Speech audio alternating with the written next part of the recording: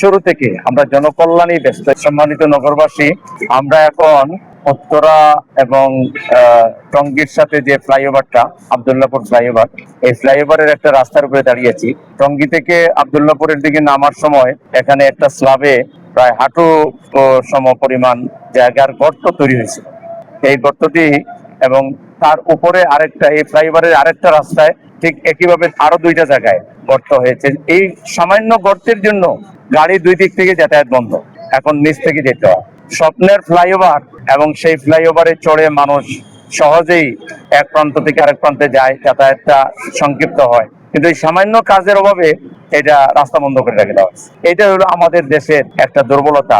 যারা লোকাল গভর্নমেন্টে আছে বা সরকারের বিভিন্ন দায়িত্বে যারা আছে, তারা জনদুর্ভোগটাকে ওয়াচ করার, নজরে রাখবার টাইম তাদের নাই। তারা এত ব্যস্ত থাকেন যে কোথায় কি অসুবিধা হচ্ছে এটা তাদের দেখার সুযোগ নেই। আমাকে কালকে একজন ভাই বললেন, আমাদেরই ভাই, যে ভাই আপনি তো জনগণ নিয়ে চিন্তা করেন, আমাদের এই এত সুন্দর ফ্লাইওভারটা এখন গাড়িগুলো রাস্তা বন্ধ। কেন? কয় যে এখানে এই সামান্য একটু গর্ত হয়েছে, এই জন্য গাড়ি বন্ধ হয়েছে। আমরা চলেন দেখি যে। তো রাতে তারাবি পড়ে, আমি গত পরশু তারাবি পড়ে এটা দেখে গেছি। দেখে আমি বললাম যে এটা কাজ করান, ইনশাল্লাহ আমরা জামাত ইসলামী ঢাকা মহানগরীর পক্ষ থেকে এটা বহন করি। তো সেই ভাইটি মিস্ত্রির সাথে আলাপ করে গতকাল আর আজকে মিলাইয়া কাজটা কমপ্লিট করেছে। আমি আল্লাহ শুকরিয়া আদায় করছি।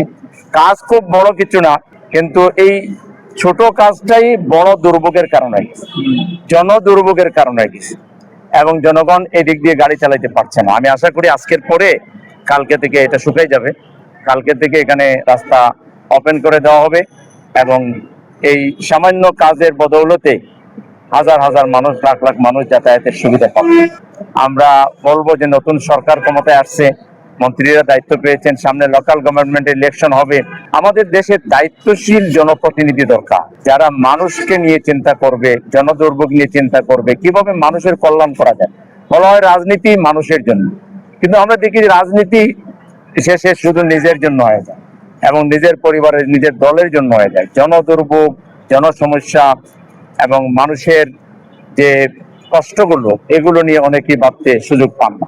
আমরা আশা করি নতুন গভর্নমেন্ট যারা হয়েছেন, যেভাবেই হন না কেন, তারা যাতে জনগণের সমস্যাগুলোকে অগ্রাধিকার দেন।